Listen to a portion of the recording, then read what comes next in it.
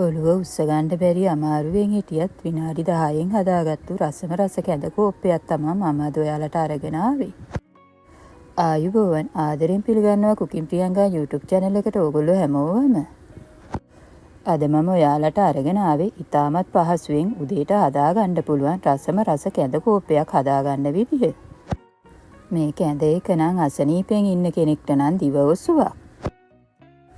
ඒ වගේම අප්පිරිය ගතියක් නැති වෙනම කෑම රුචියක් ඇති වෙනවා. මම ගොඩාක් අමාරුවෙන් ඉන්න වෙලාවක තමයි ඉක්මනට කැඳ එකක් බොන්න කියලා හිතිච්ච නිසා මෙන්න මේ විදිහට කැඳ එක හදාගත්තේ. එහෙනම් මේ රසම රස කැඳ එක හදාගන්න විදිය බලන්න එන්නකෝ වීඩියෝ එකට.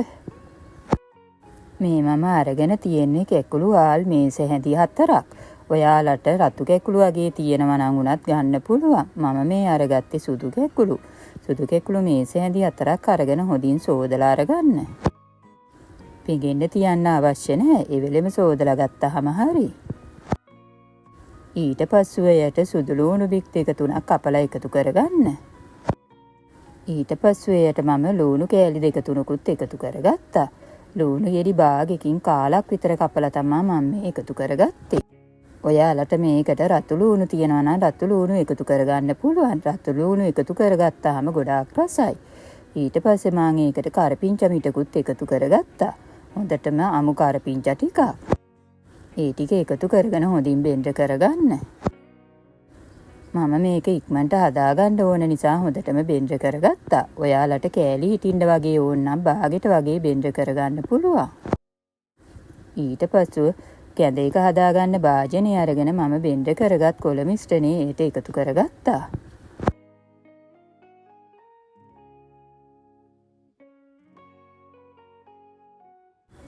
ඊට පස්සෙ බෙන්ඩ් ජායකටම වතුර ටිකක් එකතු කරලා ඒකත් සෝදලා අරගෙන ඒ භාජනයටම එකතු කරගත්තා.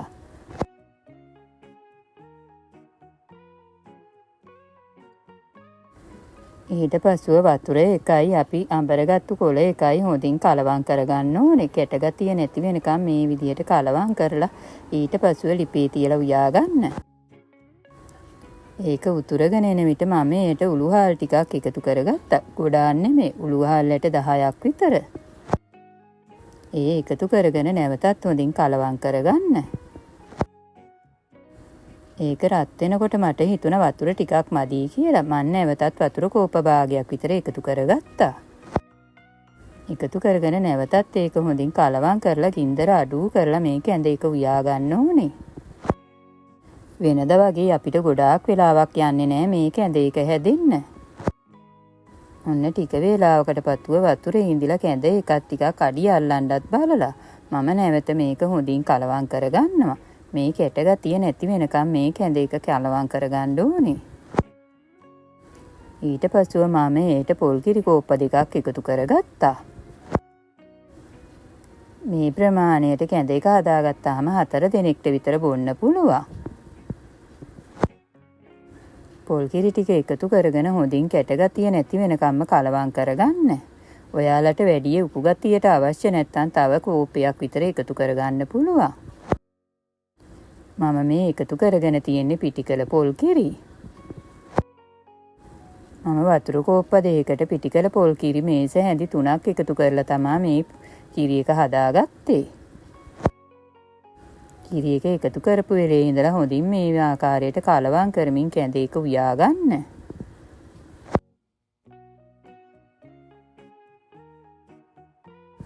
කිරි එකතු කරගත්තායින් පස්සෙ මම කැඳ එකට අවශ්‍ය ප්‍රමාණයට ලුණු එකතු කරගත්තා.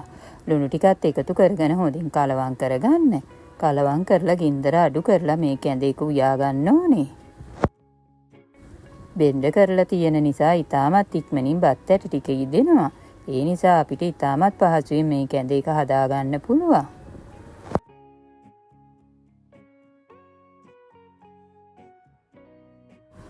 ඔන්න දැන් කිරි එක උතුරගෙන එන්නේ. ඒ වෙලාවේදී මම ලිප ඕෆ් කරගන්නවා.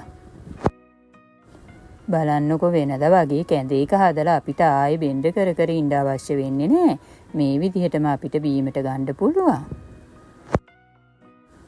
මම මේ කැඳ එකට තව දෙයක් එකතු කරගන්නවා. බලමු දෙයි මොනවාද කියලා. මම පුංචි පෑන් එක ලිපේ තියලා ඒකට අබෑට ටිකක් එකතු කරගත්තා. ඒකටම සූදුරු ටිකකුත් එකතු කරගත්තා. ඒ දෙක එකතු කරගෙන හොඳින් බැද ගන්න ඕනේ. මේ දෙක එකතු කරගත්තාම සෙම ගතියක් වගේ තියෙනවා නම් ඒ සෙම ගතිය අඩු වෙලා යනවා. මේ විදියට හොඳින් කලවම් කරමින් මේ ටික බැද ගන්න.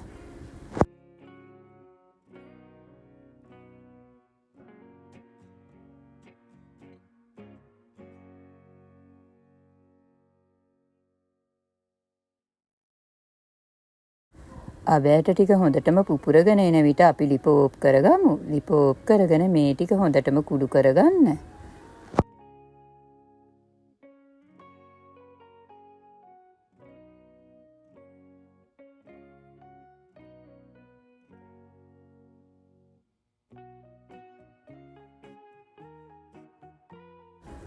මේ තියෙන්නේ මම කුඩු කරගත් අබ සූදුරු මිශ්‍රණය.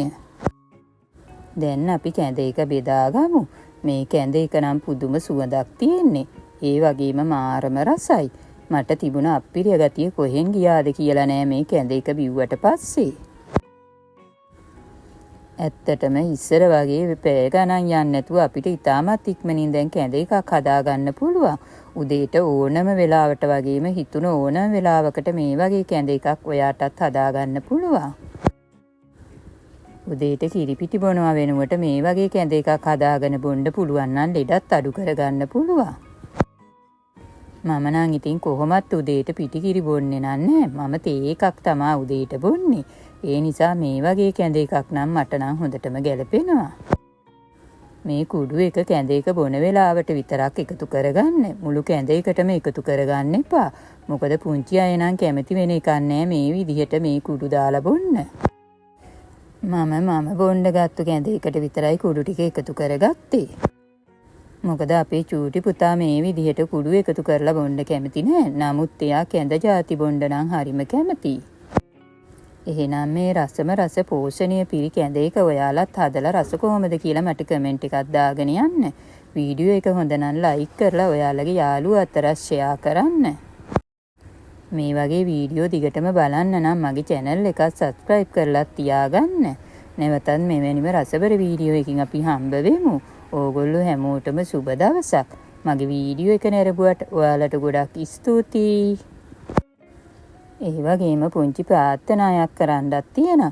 මේ වෙලාවේ ලෝකයේ පුරා දැල්වෙන යුදගිනි ඉක්මනින්ම නිවිලා සාමය මුළු ලෝකයටම උදා වේවා කියලා අපි සියලු දෙනාම ප්‍රාර්ථනා කරමු.